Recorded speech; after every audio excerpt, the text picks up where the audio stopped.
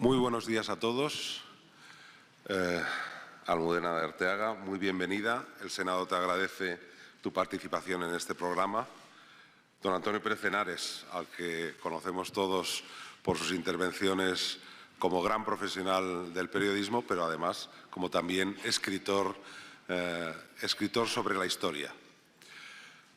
Hoy nos ha tocado en este programa que ha organizado el Senado con motivo de los 40 años de Constitución, es un programa mediante el cual, en este gran museo que es el Senado, que es el gran museo de la pintura histórica de el Madrid de los grandes museos, un recorrido por todos sus cuadros a través de la óptica de muchos, cada uno de ellos, grandes escritores relacionados con el mundo de la historia y concretamente de la historia de España. Hoy tenemos la fortuna de contar con Almudena de Arteaga, grandísima escritora a la que yo admiro, se lo he comentado antes de comenzar esta sesión. Yo leí La princesa de Éboli y me encantó. Soy un gran aficionado a la novela histórica y si no fuera político seguramente me dedicaría a la literatura y concretamente a la literatura relacionada con la historia. Soy licenciado en Historia, además, tengo gran pasión por la historia y sobre todo por la historia de España, que yo creo que es una de las biografías nacionales más importantes de la historia universal. Pues bien, esta gran historia la ha cogido muchas veces, la ha acogido y la ha acogido Almudena de Arteaga, que además, por linaje, tiene mucho que ver con muchos de los protagonistas de los cuadros que decoran y embellecen el Senado. Almudena Arteaga, aparte de una grandísima escritora con muchísimos premios, tiene el premio Alfonso X el Sabio de novela histórica, tiene el premio por una de sus primeras novelas, por María de Molina, creo recordar, tiene el premio Azorín por Capricho, que es otra grandísima novela, y no voy a decir todos sus premios porque la verdad es que es una grandísima escritora, no solo reconocida, sino también condecorada y premiada con el mérito que ella ha exhibido. Pues bien, hoy la tenemos aquí y decía que ella tiene, por cuestión familiar, mucho que ver con muchos de los protagonistas de los cuadros que están colgados aquí en el Senado. Y, entre otros, con el cuadro que hoy presenta, que es un cuadro complicado, es un cuadro distinto, es un cuadro trágico, que enseña lo que ocurría y lo que sucedía en la España que todavía no había llegado a la Edad Moderna. Creemos que Almudena de Arteaga es la persona indicada, ella es la que ha elegido este cuadro y nosotros se lo agradecemos, la felicitamos, estamos esperando a escucharla y seguro que todos los que están en esta sala están deseando que yo termine mi intervención para dar paso a quien va a ser nuestra protagonista y seguramente nuestra protagonista de gran lujo porque va a hacernos una exposición seguramente maravillosa. En broma, cuando estábamos antes de entrar, yo decía, ahora cuando a un político le perjudican, le quitan de las listas. En la época de don Álvaro de Luna le cortaban la cabeza. Algo hemos avanzado un poquito. Pero como decía, a quienes estamos esperando escuchar es Almudena de Arteaga, gran escritora, duquesa del Infantado, emparentada con todos los protagonistas de los cuadros del Senado y además una persona que conoce la historia de España, esa historia que nos apasiona y a la que queremos y admiramos también como nadie. Muchas gracias, Almudena, y tuya es la palabra. Gracias, Juan.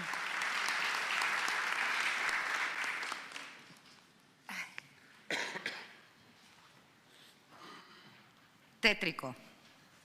Creo que no se puede definir de otra manera. El presidente del Senado me lo dijo desde el primer momento. Le dije, sí, pero es que cuando me llamó Chani para decirme, Almudena, estamos eligiendo entre todos los escritores un cuadro, me habían asignado otro, porque Chani lo había encontrado más romántico. Yo siempre escribo sobre mujeres, historias muy bonitas y muy dramáticas en otras ocasiones, pero dije, os vais a sorprender, no me pega nada este cuadro, nada, pero quiero hablar de don Álvaro de Luna. A don Álvaro de Luna lo traté en mi libro del Marqués de Santillana, su máximo opositor. Y resulta que al final las sangres de los dos enemigos más grandes de esta historia, que vamos a contar hoy, se acabaron uniendo. Y toda mi familia vienen de estos dos seres, de este señor que está en la pica con la cabeza verde colgando y del famoso Marqués de Santillana, el de las Serranillas, el primer Marqués de Santillana. Bueno, todavía no se ha encontrado, no he encontrado una sola película que hable de ello. Creo que debería de haberse escrito y se debería hacer un guión, porque todo lo que termina en un juicio y una sentencia final es soberbio. Don Álvaro de Luna, ya sabemos que no. Estos son chascarrillos que voy a intentar contar para no hacer demasiado dramática mi exposición. No tiene nada que ver con el actor del Algarrobo, no sabemos por qué eligió ese nombre artístico, pero mucha gente que no sabe historia se cree que es él. Nuestro Álvaro de Luna fue un noble castellano que vivió en el siglo XIV y para mí probablemente el primer válido más importante en la vida de un rey de España. Luego hubo muchos que yo he tratado a lo largo de mi vida literaria, como por ejemplo a Antonio Pérez en La princesa de Éboli, con Felipe II, pero no acaba decapitado, acaba huyendo, recordemos, a Francia y lo que acaba es desterrado. Como el conde duque de Olivares, por ejemplo, en El desafío de las damas, al cual no dejo muy bien parado tampoco, pero también aquí al lado, en la plaza de Oriente, el pueblo español, después de muchos años de estar sometidos a él, gritaban: así lo eches, lo eches, así lo eches, lo eches, y así lo eches, lo desterraron. Está aquí al lado, como bien sabemos, pero lo desterraron así lo eches. O como, por ejemplo, al mismo Godoy, que lo he tratado en mi novela del Capricho, y fue otro válido, ya no válido, porque ya no se llamaban válidos en esa época, vamos transcurriendo en la historia, pero que sabemos cómo terminó con la invasión francesa y dónde terminó Godoy. Godoy muere fuera de España y desterrado. Pero volvamos a don Álvaro de Luna. El cronista más, yo normalmente cuando documento a un personaje suelo hacer un estudio cronológico de los cronistas que han hablado de él. De don Álvaro de Luna han hablado multitud de personajes tremendamente escritores, historiadores, incluso políticos. Lo han tomado como referencia. ¿Por qué? Porque demuestra lo que puede ser llegar a lo más alto en una vida y terminar en lo más bajo de una vida. Luego comentaremos un poco los detalles que hay dentro de este cuadro de Rodríguez Losada. El primero que habla de él es Fernán Pérez de Guzmán, nada más y nada menos que en el siglo XIV, un cronista e historiador. Hubo asaz, corazón e osadía para usar la potencia que alcanzó. Fue codicioso. Cambio algunos términos por no hablar castellano antiguo, que tampoco sé, lo tengo en castellano antiguo, pero si no, no lo entendemos. Fue codicioso en tan grande extremo de vasallos y de tesoros, tanto que así como los hidrópticos nunca pierden la sed, ansí él nunca perdía la codicia. Pero si tanto fue codicioso de villas y vasallos e riquezas, non fue menos ambicioso de honores y preeminencias, que a un punto no dejó de cuanto haber pudo. La diligencia y cura de conservar y guardar su potencia y privanza cerca del rey fue tanta que parecía que no dejaba a Dios que hiciese, que ansí como el rey mostraba a alguno buena voluntad, luego era lanzado de allí, y no dejaba a ninguno estar cerca del rey, sino aquellos de quien él mucho fiaba. El siguiente, que hace una semblanza, la semblanza más importante, ya he dicho que muchos hablaron de don Álvaro de Luna, fue el padre Mariana, jesuita del siglo XVI e historiador que muchos recordarán. El padre Mariana escribió, y lo leeré, un parrafito, no voy a leer todo lo que cuentan sobre él porque sería muy tedioso. Escribió probablemente el texto con el que se inspiró, y lo veremos después, José María Rodríguez de Losada en 1866 para recrear este cuadro que estamos viendo aquí. Después de él, Gregorio Marañón llegó a tachar de, llegó a decir que eran homosexuales, tanto Juan II como don Álvaro de Luna, algo que yo creo sinceramente bastante absurdo, igual que dijo después que Enrique IV, el hijo de Juan II, también había sido homosexual, también lo escribió Marañón y yo lo utilicé para alguna de mis novelas. Pero luego hubo muchos historiadores y grandes eruditos que utilizaron la figura de don Álvaro de Luna para escribir determinadas biografías. Entre ellas están pues todos los románticos, todo era en época romántica, que es cuando se pinta este cuadro, en el siglo XIX, el Duque de Rivas, Quintana, Eugenio de Ochea, Gil y Azcárate o Manuel Fernández y Gonzalo. Se inspiran en su biografía. Por un lado, demuestra la fatuidad de la existencia y por el otro la conmoción sensorial que suscita la más truculenta de las muertes. Pero ¿quién termina con don Álvaro de Luna? Don Álvaro de Luna, como he dicho, llega a lo más alto. En 1405, desde 1405 que llega a la corte, siendo muy joven, el rey tenía solamente 3 años cuando él llega a la corte, ahora hablaremos de la vida de Juan II, hasta 7 años antes sufre algún destierro que otro y luego al final su condena de muerte, hasta 7 años antes de morir. Paradójicamente fue una mujer la que terminó con don Álvaro de Luna. Lo intentaron muchos nobles, pero paradójicamente fue una mujer. Yo siempre hablo de mujeres y he escrito muchas biografías de mujeres. Fue Isabel de Portugal. La mujer, no de Carlos V, les pongo en antecedentes, intento ser clarita porque salto de un momento a otro, sino la segunda mujer de Juan II. Juan II había estado casado una primera vez y había tenido a Enrique IV, el que sería Enrique IV el Impotente, y luego se casó una segunda vez con Isabel de Portugal y tuvo a Isabel la Católica y a Alfonso, aquel niño que protagonizó en Ávila el destronamiento de un pelele, la farsa de Ávila, lo que se conoce como la farsa de Ávila, de un pelele que era un muñeco de trapo que era su hermano, y le coronaron a él.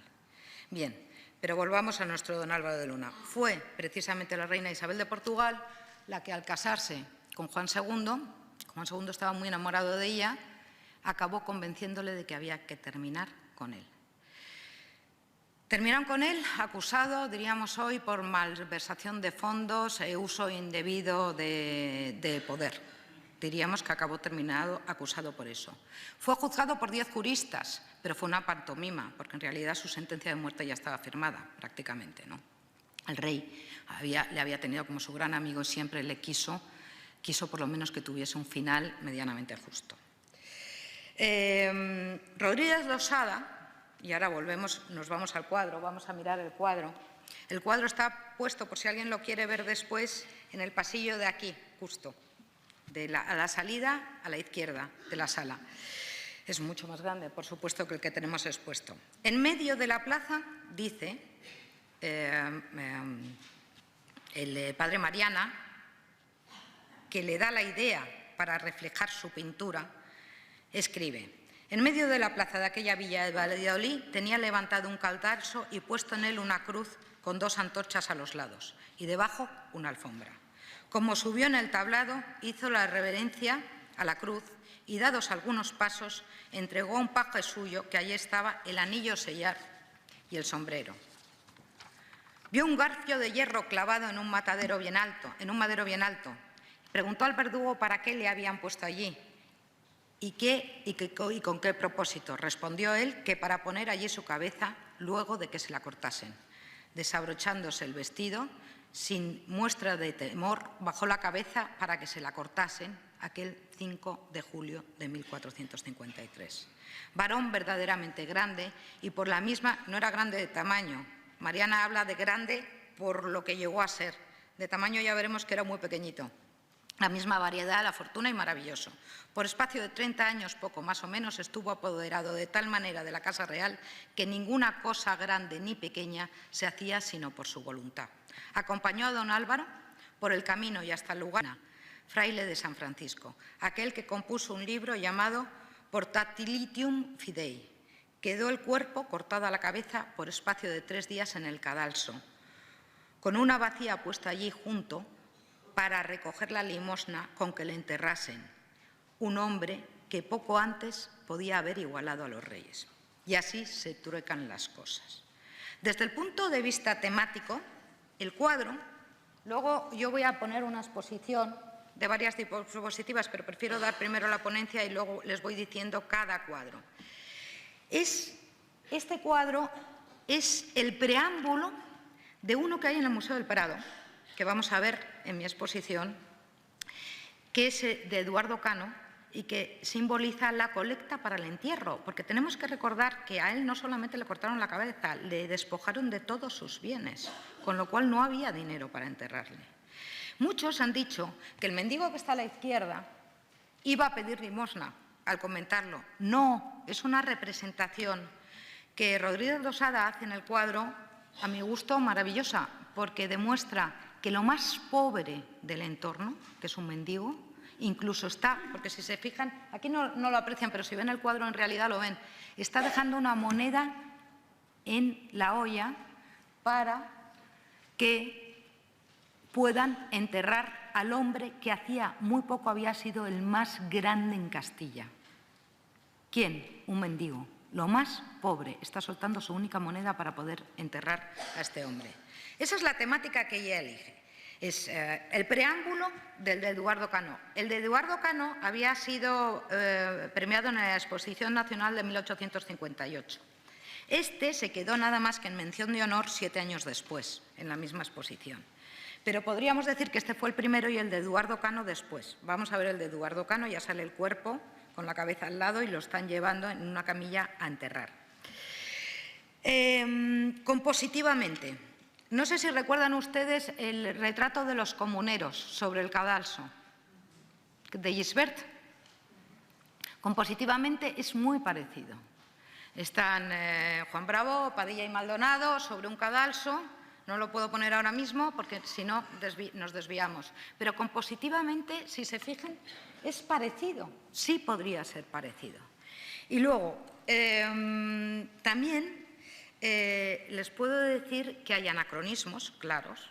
Hay unos anacronismos tremendos. La vestimenta de don Álvaro sí bien podría ser. Los frailes franciscanos sí podrían estar así vestidos, pero, por ejemplo, el crucifijo que está encima es totalmente posterior, porque en esta época, ya estamos hablando de principios del siglo XV, es mediados del siglo XV, los crucifijos eran más bien de hierro, con incrustaciones de piedras preciosas y bastante toscos. No ponían todavía figuras de Cristo como mucho un pantocrátor, pero no se podía poner encima de una mesa. Hay anacronismos bastante claros. Y luego, bueno, pues recuerda mucho a los modelos pictóricos sevillanos, también, de este momento. La teatralidad es tenebrosa, truculenta, esa cabeza verdosa es tremendamente realista y no puedo seguir hablando más porque ustedes lo están viendo. Voy a pasar a hablar de la vida de don Álvaro de Luna, de lo que fue este hombre que está en la pica en este momento. Don Álvaro de Luna nace en Cañete, provincia de Cuenca, en 1390. Voy a hacer un paralelismo porque en mi obra literaria habla del Marqués de Santillana, de su enemigo, precisamente. El Marqués de Santillana nace 8 años después. Es un hombre culto, es un hombre bastardo, hijo bastardo. Es curioso cuando se estudia la historia de España cómo hay grandes válidos que llegan a lo más alto, muchos, y ahí queda un libro pendiente. Se podrían hacer pequeños capítulos de la bastardía de los grandes válidos, porque la inmensa mayoría de ellos llegaron a ser… Antonio Pérez, el mismo Antonio Pérez, era hijo bastardo también. Bueno, pues él era hijo bastardo de un caballero aragonés, don Álvaro de Luna, un noble aragonés, con la que ya llamaban entonces cañetera. Recordemos que nació en Cañete. Su madre era de vida licenciosa, se llamaba María Fernández de Jaraba y la han confundido alguna vez los genealogistas con la hija del mismo alcaide de Cañete en ese momento, porque tenían nombres muy parecidos, parecían casi anónimas, pero no son.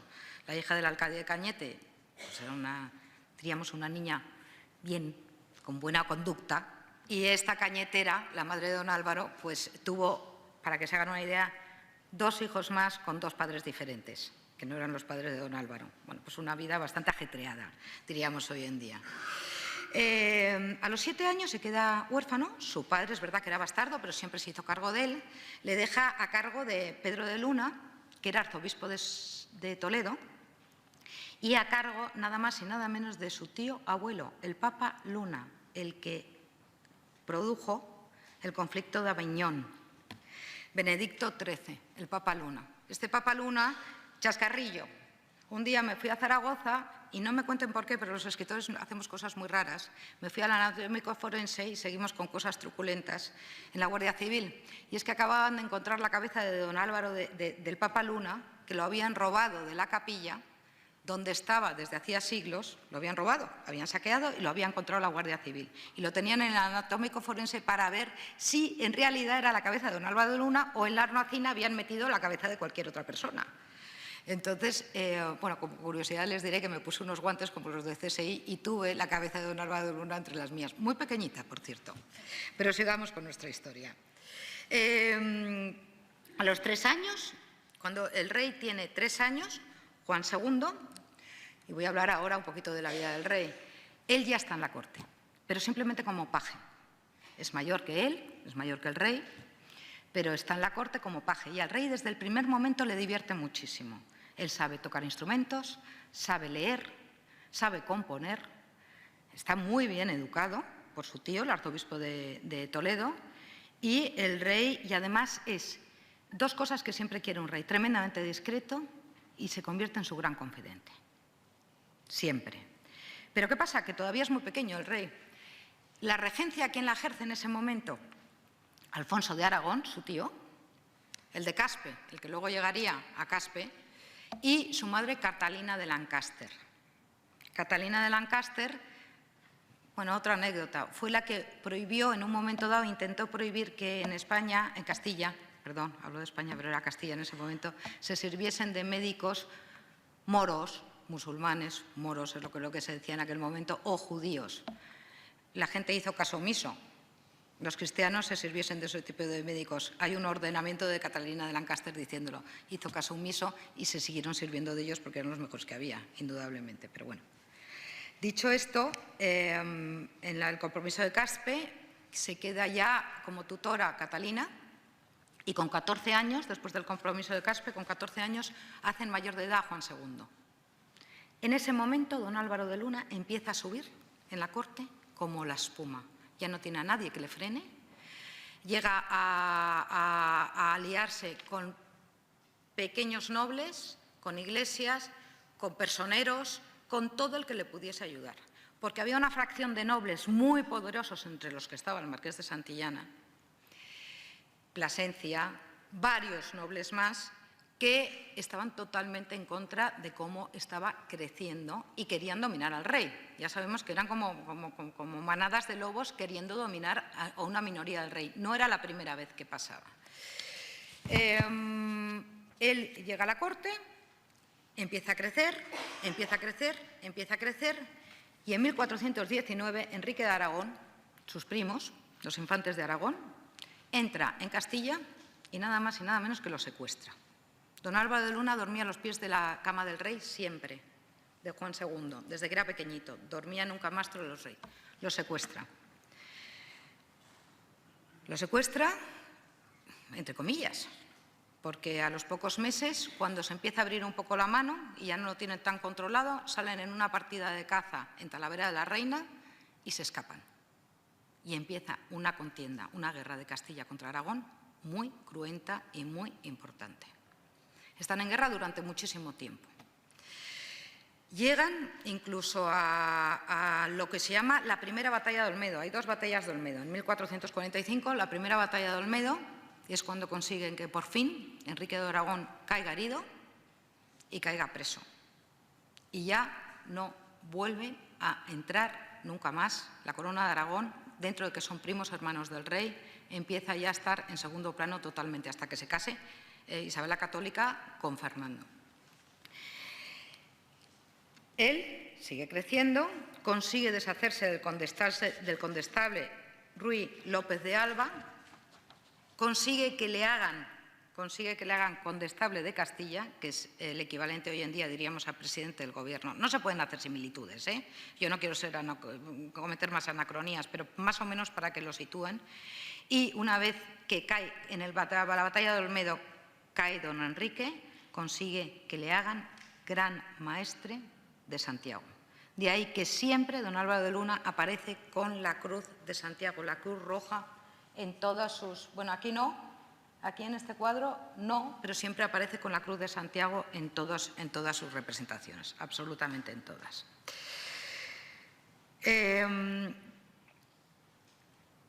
Muere María de Aragón, después de la batalla del Olmedo. María de Aragón era la hermana de los infantes de Aragón, de Enrique, y primera mujer de Juan II. Muere María de Aragón y llega a la corte la mujer de la que he hablado antes, Isabel de Portugal. Fue constante. No podía, ella era mucho más joven que Juan II, pero no podía soportar la influencia que tenía sobre el rey. No lo podía soportar. Fue la gota que colmó el vaso, fue un asesinato que se cometió contra el contable del rey y que lo cometió precisamente uno de estos hermanos de don Álvaro de Luna, que eran de diferente padre, que eran hijos de la Cañetera también. Y don Álvaro de Luna intentó tapar ese asesinato. Eso le sirvió a la reina para terminar de convencer a Juan II, a su marido, para que ordenase su detención. En abril de 1453 se ordena la detención de don Álvaro de Luna, se lleva preso, se somete a ese juicio del que he estado hablando, con los 10 juristas mejores que había, pero daba igual lo que se argumentase en su favor porque inmediatamente lo tumbaban. Lo detiene Diego de Estúñiga, en nombre del rey, en abril del 53. El 31 de mayo es trasladado a Portillo, tras una serie de acontecimientos nada claros y un juicio muy dudoso. Y don Álvaro recibe la noticia de la condena de muerte. Y el 2 de junio, a primera hora de la mañana, el ilustre sentenciado oyó misa y comulgó devotamente. Esto lo he sacado de mi libro. Esto ya es mi versión, he contado 2 anteriores. Le llevaron después, a petición suya, un plato de guindas. Todo está tomado de los documentos del momento, y bebió un vaso de vino. Llegada la hora, salió la comitiva fúnebre camino del lugar de la ejecución. Cabalgaba el rey en una mula, llevando sobre los hombros una capa negra. Ante él iban, el rey no estaba.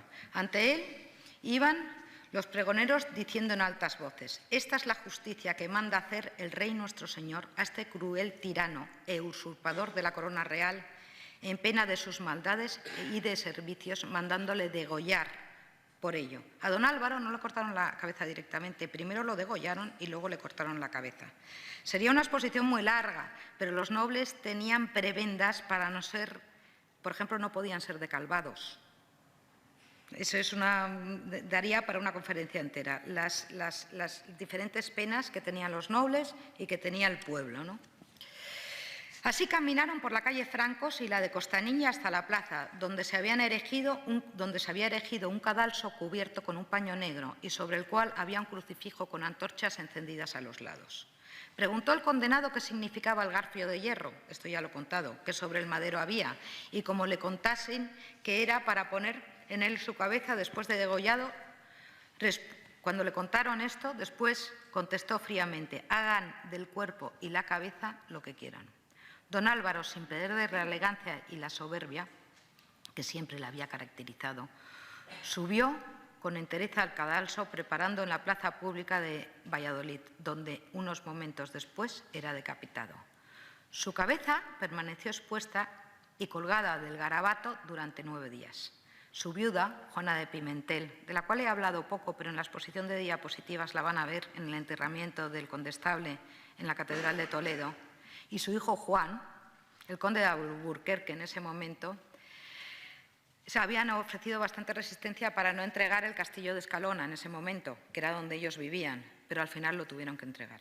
Los bienes de don Álvaro serían objeto de rapiña y solo con el paso del tiempo su familia consiguió rehabilitar su memoria y trasladar sus restos, que descansan ahora en la Catedral de Toledo. Allí es donde, en el epitafio, pone: el ilustre señor don Álvaro de Luna, maestre de Santiago, condestable que fue de Castilla, el cual, después de haber tenido la gobernación de estos reinos por muchos años, feneció sus días en el mes, pone julio, pero fue el 2 de junio de 1453.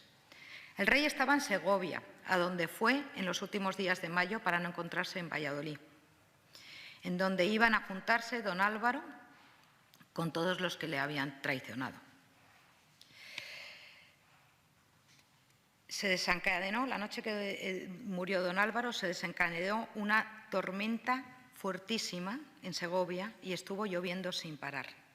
Y dicen que el rey se atemorizó, se arrepintió de haberlo condenado a muerte. El rey, sobrecogido de espanto, cayó desfallecido y así le encontraron sus servidores. Desde entonces enfermó de melancolía, pesaroso y arrepentido de su injusticia, acosado por el triste recuerdo del desastroso fin del que durante 40 años había sido su fiel servidor. Juan II no consiguió sobrevivir a don Álvaro nada más que un año. Murió el 21 de julio de 1454. Y como anécdota les contaré que en 1658, muchísimo más tarde, el Consejo de Castilla declaró a don Álvaro de Luna inocente y libre de toda culpa y de las mentiras por las que había sido condenado. Esta es una anécdota que hay mucha gente que no lo sabe y queda en el olvido. Poco después, aquí pasaríamos al cuadro que les voy a enseñar de Eduardo Cano. Poco después, la gente de Valladolid y algunos nobles llevaron su cuerpo a enterrar al convento de San Francisco, donde él había dicho a los religiosos la noche anterior que así lo hicieran.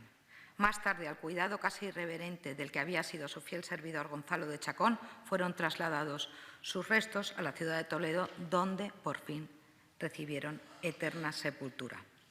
Juana de Pimentén, al conocer la ejecución de su marido, abandonó la resistencia y, esto ya lo he dicho, y rindió el castillo de Escalona. Desde ese momento la llamaban la triste condesa. Nunca más levantó cabeza. Pero aquí, que es por lo que yo he elegido este cuadro, don Álvaro de Luna muere. El marqués de Santillana había sido su gran opositor. Ahora mismo les voy a leer un párrafo de un pequeño poema que escribe en su contra, en el Doctrinal de los Privados, contra don Álvaro de Luna. Habían sido eternos rivales, pero la única hija que sobrevivió a don Álvaro de Luna terminó casándose con el nieto del marqués de Santillana, el segundo duque del Infantado. Y ahí se unieron a los dos enemigos, la sangre de los dos enemigos. Están enterrados en la capilla del Condestable. Voy a leerles lo que escribe el marqués de Santillana. Por medida que medías, ciertamente eres medido. Aquellos que abatían ya te han abatido. Abajas, ya te abajan. Aquejabas, ya te aquejan. Tú tajabas, ya te tajan, y jamás nunca te dejan, y jamás nunca te dejan. Son las coplas, algunas de las coplas. El marqués de Santillana escribe una barbaridad y en el Doctrinal de los Válidos podemos ver perfectamente cómo plantea esa durísima crítica hacia don Álvaro de Luna. Dicho esto, voy a pasarles las diapositivas de los cuadros que reflejan a don Álvaro de Luna. Aquí me parece que me voy a tener que ir para allá porque no. Bueno, lo explico desde aquí. Tenemos. Muy bien, gracias. Este es el único cuadro de don Álvaro de Luna que está en el retablo de Santillana, aparte del que conocemos, bueno, el único no, este y tres más que les voy a enseñar, porque lo que estamos hablando es de la obra pictórica de él.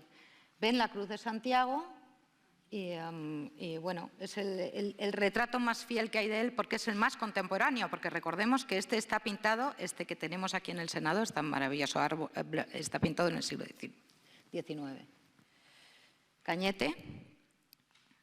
Se conserva una muralla preciosa, el pueblo no vale mucho más, pero hay unas fiestas en agosto que es la Albarada, porque sin duda ha sido el máximo representante durante toda la historia de Castilla que han tenido en el pueblo de Cañete, en Cuenca. Esta es la estatua que tienen en Cañete de él.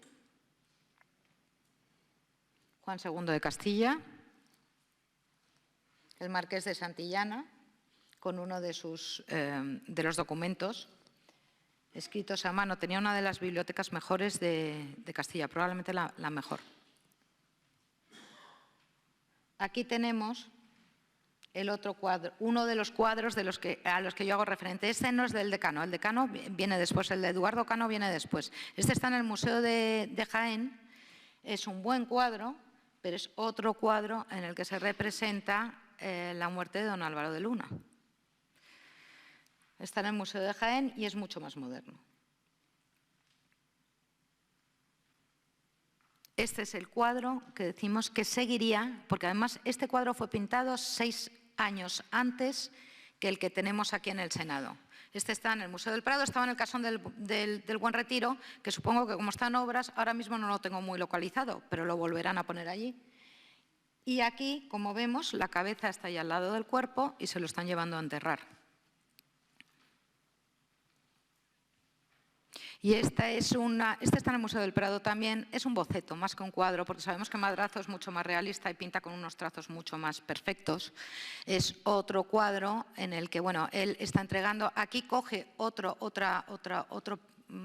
pedacito de la historia de Mariana, de la crónica de Mariana, y lo que le está entregando es don Álvaro el sello al paje del rey.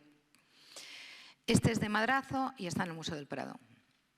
Y aquí tenemos el nuestro, que es el último. Bueno, es verdad que he elegido este tema truculento y escabroso, pero debajo de...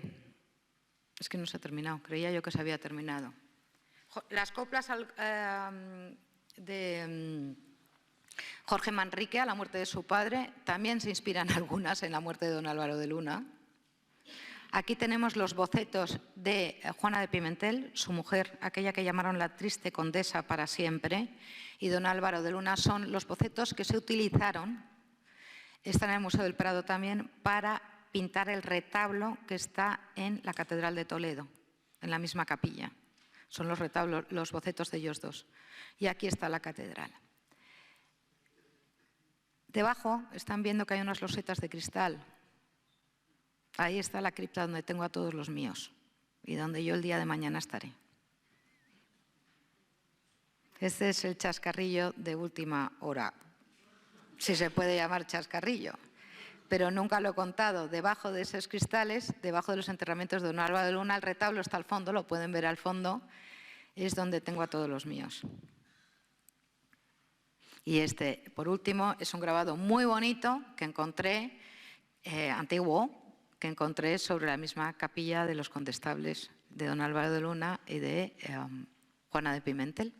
Ahí están los dos. Es una preciosidad y recomiendo que después de ver el cuadro de aquí del Senado y se recreen en todas las obras de arte que hay aquí, un día se paren un poquito más detenidamente en la capilla del condestable de la Catedral de Toledo. Muchísimas gracias.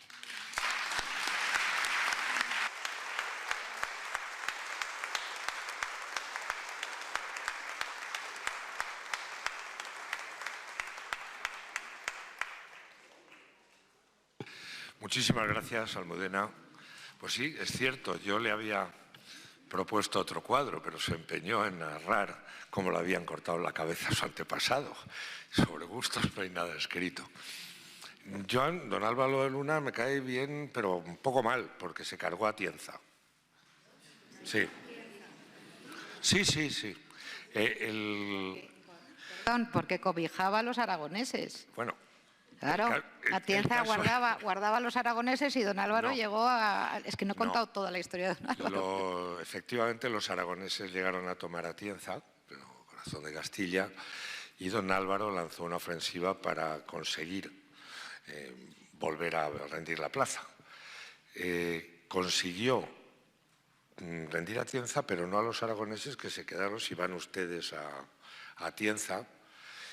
Les aconsejo estas fechas, ya será pronto la famosa caballada, donde ellos recrean desde hace 850 años la liberación del rey Alfonso VIII, el rey niño en Atienza, que les dio hasta bandera y les firmó los fueros y todas esas cosas.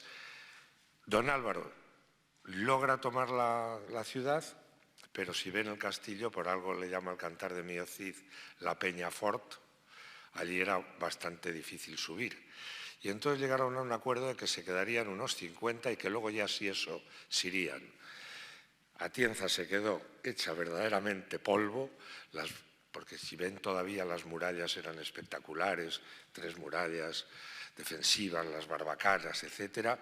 Así que lo siento, pero sería por lo que fuera, pero don Álvaro de Luna se cargó a Atienza y a las gentes del común de la tierra de Atienza, él y lo que quedaba que no saben quién, el padre de Víctor Hugo.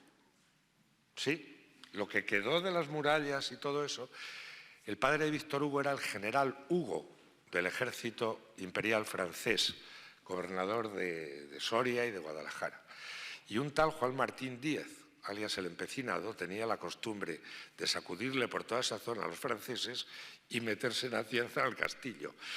El padre de Víctor Hugo optó por volar claro, son cosas que pasaban. Voló todas las fortificaciones. Entonces ya tenían mejores cargas. Muchísimas gracias por la conferencia y sobre todo por el esfuerzo hecho en todas estas imágenes, muchas de las cuales yo no conocía, de verdad. Y su consejo de que cuando pasen por la Catedral de Toledo, amén de ver al Greco, esta capilla de los Condestables, aunque todavía no esté Almudena en ella, y espero que por muchos años, pues la verdad merece la pena porque es de un nivel artístico espectacular y evocador de un momento de la historia increíble. Como siempre, preguntas. Tengo que agradecerles de verdad, de una manera increíble, su asistencia aquí y sobre todo su contumacia en ella. Porque es que verán, les digo, para la próxima, que será la Isabel San Sebastián, como siempre espabilen, porque prácticamente el viernes se cierra el cupo, porque no cabemos más. Así que en cuanto abran el plazo, que será mañana, porque Almudena me decía, ¿cómo va lo mío? Y le dije, pues lo tuyo va que ya no hay sitio. El viernes a 1 hora hubo que cerrarse. Así que muchísimas gracias por la asistencia. Saben también, cuando les pregunten, que de la misma manera que ahora esto por streamer se está pudiendo ver en la televisión del Senado, a toro pasado queda colgado mañana por la mañana, quedarán como todas las conferencias anteriores, incluso la mía, están todas colgadas. La de Almudena creo que podrán subirla, porque sé que hay gente que me la ha pedido que pues sí, se las pueden descargar y guardar la colección completa. Y ahora el turno de preguntas. Yo lo que no voy a decir es que si se fijan cómo me apellido, se darán cuenta que yo también he salido en esto. Antonio Pérez. O sea, pero yo fui más hábil. Lo siento, más cobarde, más traidor, pero salí zumbando. Preguntas, sí.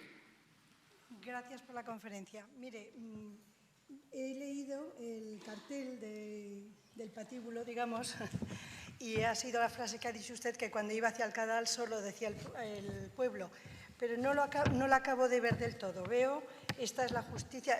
¿Sabe usted qué dice al final? Esta es la justicia que manda hacer nuestro Señor el Rey, y ya no lo entiendo más, la última frase. ¿He titubeado al hablar o qué? A ver si... ¿Qué es lo que gritaban? Me está preguntando qué es lo que gritaban después de haber tenido la gobernación. Lo que pone en el cartel. Es que es lo mismo que pone en el cartel. Es que lo que pone en el cartel es lo que ha dicho usted, que gritaba el pueblo cuando iba hacia el cadalso. Esta es la justicia que manda hacer nuestro Señor el Rey, y no entiendo la última 2 palabras. Bueno, una curiosidad. La busco, si hay otra pregunta yo la voy buscando. Habiendo muerto con tal oprobio, digamos, ¿verdad? Total, ¿cómo se rehabilitó para enterrarlo en la capilla de la Catedral de Toledo? ¿Cómo fue esa rehabilitación tan ¿Fue inmediata? No, fue a posteriori. Bueno, he contado que su hija se casa con el segundo duque del Infantado, con lo cual entra dinero en la familia, se consigue terminar la capilla. La capilla original, cuentan en Toledo, hay una leyenda que cuentan en Toledo que don Álvaro se levantaba y se sentaba, que era como un muñeco articulado, el proyecto inicial que se pintó. Luego al final se hizo esta maravilla de sepulcro, pero que costearon ya después de 2 generaciones, fueron costeando. He contado que a él le despojaron absolutamente de todos sus castillos y de todo su patrimonio, porque en aquella época, igual que alguien se hacía muy rico, se empobrecía a la misma velocidad. Yo siempre digo que todo hay que hacerlo poquito a poquito para que perdure. Pero bueno.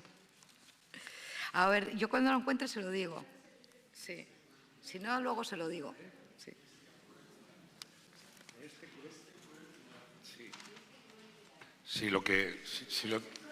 A este cruel tirano. Sí. Ah. Sí. Ah, bien, bien. Más preguntas. Ahí.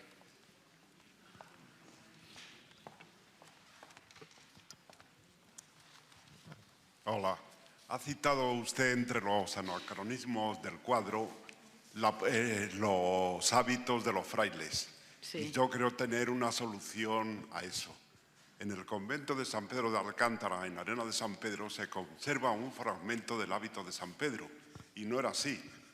Era de rayadillo blanco y marrón más suave. Ah, sí. Y aunque es bastantes años posteriores, yo pienso que era el que usaban los franciscanos en esa época. Que probablemente iban con el hábito a rayas. Exactamente. Era más sucio, ¿no? No lo sé. Digo, pero es más sufrido. Digo que eso probablemente el marrón era más sufrido en aquella época. Eso es lo que hay, así está. Por decirlo, vamos.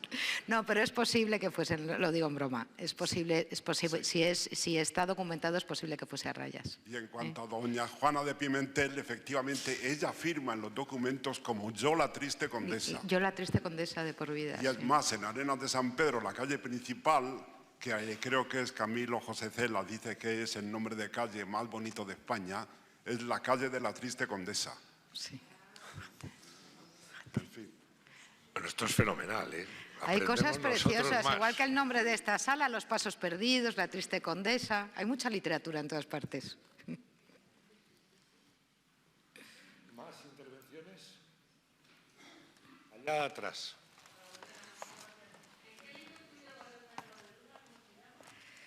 El Marqués de Santillana. Es que son vidas paralelas prácticamente, se llevan 8 años, pero siempre están uno en contra del otro, pero luego acaban. Hago un guiño, en la novela hago un guiño, que es que el Marqués de Santillana lo visita en el Portillo la noche antes de morir, pero es novela. Yo siempre digo lo que es verdad y lo que es mentira. Probablemente no lo visitó, pero como luego casó a su niña con su nieto, pues... ¿Y por qué se llevaban tan mal? ¿Cuál? Bueno, porque todo el mundo quería hacerse con la voluntad del rey. No sé qué abuelo se llevaba tan mal con este señor. Porque todo el mundo quería hacerse con la voluntad del rey. Sí, pero me imagino que habría alguna, efectivamente, pero todos los nobles estarían en contra de... ¿Podía ser porque de alguna manera el Marqués de Santillana representaba la nobleza clásica y podía entender la más poderosa, que él era un advenedizo? La más poderosa, y recordemos que el Marqués de Santillana se aprende... En Castilla éramos más burros, y yo me autollamo castellana. En Aragón eran mucho más cultos. Entonces, el Marqués de Santillana va muy joven a estudiar Aragón, precisamente, a componer poemas, a aprender todo lo que viene al itálico modo, que llamaban. En aquel momento decían los versos al itálico modo, y era como lo más culto que había. Y él está en la corte de Aragón, trabajando para Fernando, no trabajando, está en la corte, porque el Marqués de Santillana había quedado huérfano muy pronto, y doña Leonor de la Vega, la señora de todos los valles estábamos comentando, desde Santander hasta Asturias, de los 9 valles de Cantabria. Es que ¿Cómo se llamaba, Juan? Interviene. ¿Cómo se llamaba? Los valles de Cantabria, los 9 valles de Cantabria se llaman las Asturias de Santillana. Cantabria, antes de ser Cantabria, tener su personalidad distinguida de la de Asturias, eran las Asturias de Santillana. Todavía queda en un pueblo de Santander la casa de juntas de los 7 valles, que entonces eran 7, o sea, que posteriormente fueron 7, aunque Leonor de la Vega era de los 9 valles, porque era también de la parte occidental oriental de Asturias. Sí. Sí, yo he estado, es que le mandé una foto a Almudena porque he estado este fin de semana por allí, en La Liébana, en concreto en Potes, que he sido pregonero de una feria de caza, pesca, etcétera, y donde he compartido unas horas geniales con un señor muy conocido, tal Revilla, que me llevó a comer cocido buenísimo al oso. Sí, cocido lebaniego. Pero lo primero que me encontré allí, dice, eso es la Torre del Infantado. Digo, hombre, qué bien. Y le dije a Almudena, ¿es tuya? Dice, no. Dice, era, efectivamente, de la rica hembra, doña Leonor de la Vega, que sí que lo era, por lo visto. O sea, que tenía bien puesto el apodo. Porque si era todo aquello suyo, la pena es que ya te han expropiado la torre. Bueno, volvamos, no me han expropiado todo, pero bueno, volvamos.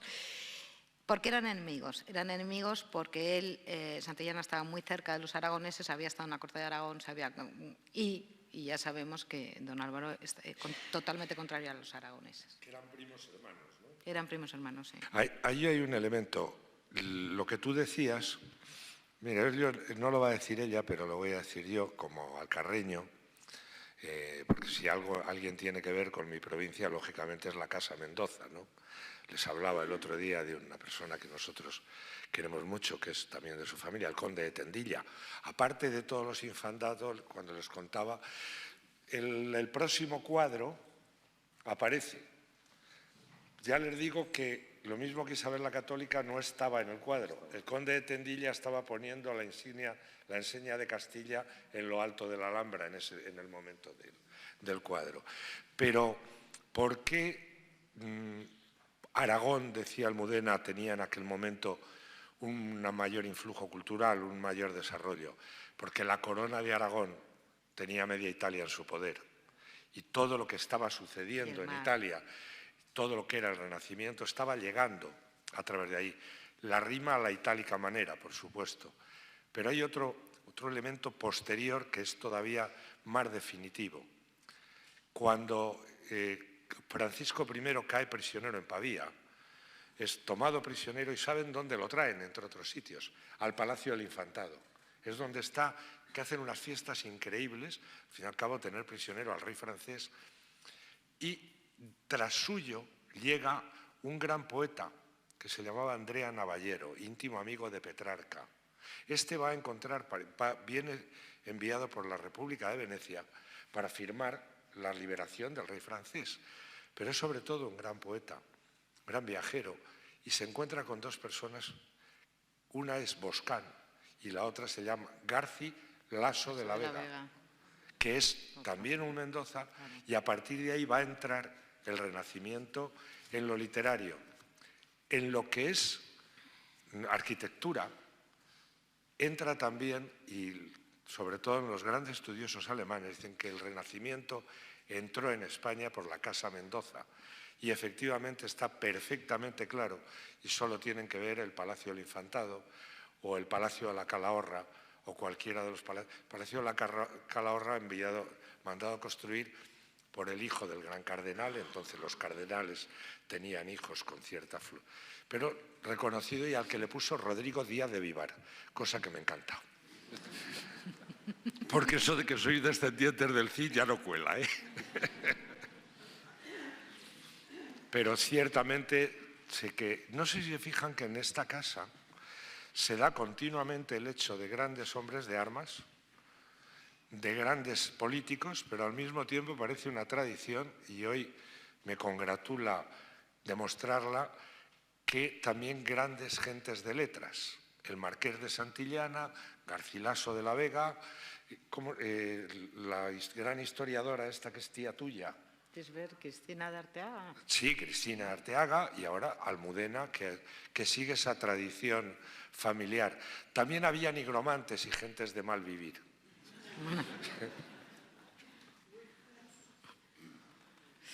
¿Alguna pregunta más?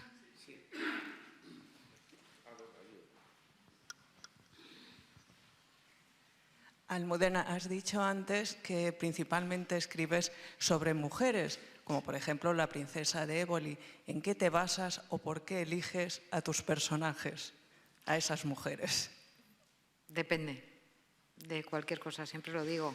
La última ha sido una espía después de la Segunda Guerra Mundial. Pegó unos saltos en la historia vertiginosos. Depende. La princesa de Éboli fue un encargo que me hicieron. Querían a alguien que descendiese de la princesa de Éboli y que contase su historia. Y bueno, yo dejé la toga, colgué la toga y aparté las demandas y me puse a escribir novelas y me salió muy bien. El resto, pues Beatriz Galindo, por ejemplo, estábamos hablando de esa, el día anterior a ese cuadro, y no quiero pisárselo a Isabel San Sebastián, que va a venir a hablar de él, que era mucho más bonito, es mucho más bonito y se lo van a pasar mucho mejor que con tanta muerte como el mío. En ese cuadro, el día anterior, Beatriz Galindo, que le sonará a la gente, es una de mis personajes, que bueno, no se vendió tanto como la Éboli. Pero ¿cómo se me ocurre? Pues porque de repente dije, uy, la cantidad de maestras que hay en España y qué poco se ha hablado de las latinas, de las mujeres realmente cultas de siempre. Siempre se ha dicho que las mujeres no aprendimos a leer y a escribir prácticamente hasta hace 5 años. Pues no. Oiga ustedes que ha habido latinas toda la vida. Pues Beatriz Galindo, el día anterior a ese día, se casó con Pedro Ramírez de la Madrid, que era el artillero. Sí, no me acuerdo ahora mismo de su nombre de pila. Con el artillero se casó a los pies en Santa Fe, a los pies de Granada, el día anterior, y los casó Isabel la Católica. ¿Quién era Beatriz Galindo? Su profesora de latín. Salió de Salamanca teniendo 16 años, hablaba perfectamente latín y no solo fue su profesora, que era, tenemos que tener en cuenta, hoy dices, aprender latín, qué rollo, bueno, pues era el idioma diplomático, era con lo que se entendían unos reyes con otros, prácticamente, ¿no? Con el idioma que se entendían. Bueno, pues enseñó latín no solo a la reina, luego a todas sus hijas, a Juana, apodada la Loca, a Catalina de Aragón, que es otro de mis personajes. ¿Por qué llego a un personaje, que ha sido la pregunta, y yo me voy por los cerros de Úbeda? Pues porque de repente empiezo a escribir de Beatriz, la Beltraneja, y entonces de repente me acuerdo de Beatriz Galindo, y Beatriz Galindo está en Santa Fe, y de repente digo, ¿y por qué no voy a hablar de Catalina de Aragón, que fue la pequeñita que se casó con Enrique VIII y los ingleses solo hablan de los suyos y nada de los nuestros? Hablar de Catalina de Aragón. Y de ahí pego un salto, pues no sé, a Eugenia de Montijo, en Granada. Otra vez me voy a Granada, pero mucho más tarde. Y me lo paso muy bien. Las ideas saltan, no sé, de cualquier sitio, ¿no? En uno de los cuadros que hemos visto en las transparencias, el verdugo está con la cara descubierta. ¿Era así o es licencia de...? No está descrito en ninguno de los papeles, de las crónicas antiguas, las más cercanas. Yo siempre digo que hay que guiarse por las más cercanas porque pueden ser las más reales. Aunque ya sabemos que luego los cronistas contaban un poco lo que les decían que tenían que contar, ¿no? Algunos de ellos. No está descrito si estaba con la cara tapada o no estaba con la cara tapada. Yo creo que no se tapaban la cara, sinceramente. Y otra cosa, ¿es legible el letrero que pone en la pica o no se puede? ¿Qué dice? Lo que acabamos de decir... Lo que acabamos de decir, que no me acuerdo de memoria. ¿Cómo es? A ver, pasa el micro, pasa el micro. Así hace justicia el Rey nuestro Señor. Con el micrófono para que ya se sepa el tirano. Esta es la justicia que manda hacer el Rey nuestro Señor a este cruel tirano. Bueno, con ayuda de los demás. Yo le iba a hacer otra pregunta. ¿No sería, a duda usted de la homosexualidad? Que yo también en el libro de Gregorio Marañón, claro, hablando de Enrique IV el Impotente, sí. Sí, hablando de Enrique IV, pero sí que habla de la homosexualidad de Álvaro de Luna, de Enrique IV, por supuesto, y incluso de su padre. Pero don Gregorio yo creo que tenía un poco de obsesión, porque yo no sé con este tema. Pero yo me pregunto, porque yo que he escrito sobre la Beltraneja, pues de Enrique IV, se podía decir, las coplas de Mingo Rebulgo, ya en su momento, que yo siempre digo, hay que irse a su momento, no a lo de después, porque lo de después se puede trucar, lo del momento es lo del momento. Mingo Rebulgo ya lo dejaba entrever, que podía ser, que había donceles alrededor del rey siempre y tal. Pero de Juan II y de don Álvaro de Luna, yo no sé, lo mismo me equivoco, ¿eh? Pues yo pero le iba a preguntar, permite, no, yo creo cree que no? Yo creo que no. A lo mejor la esposa Isabel de Portugal era eso lo que le hacía odiarlo. ¿He pensado Bueno, yo? también, sí. Como dicen que no hay un hipótesis. hombre, ¿cómo es? Celos, a lo mejor no había homosexualidad. Que podía ser el celo de su mujer por cómo él quería a don Álvaro, no desde niño. Sí, podía ser por celos. ¿Y esta Isabel es la que luego enloqueció también? La madre Isabel la Católica, si recuerdan la Luego serie, la que está al enloqueció. principio de la serie con los niños, vamos. ¿Que enloqueció? Enloqueció. Terminó bastante loca, sí. Ya. Gracias. Bueno, pues si no hay ninguna pregunta más, ya saben que ahora tienen un rato y pueden ver estos cuadros, tanto estos. Les aconsejo también, quien no haya visto la biblioteca, que no deje de verla. Muchas gracias y hasta el martes. Gracias a todos.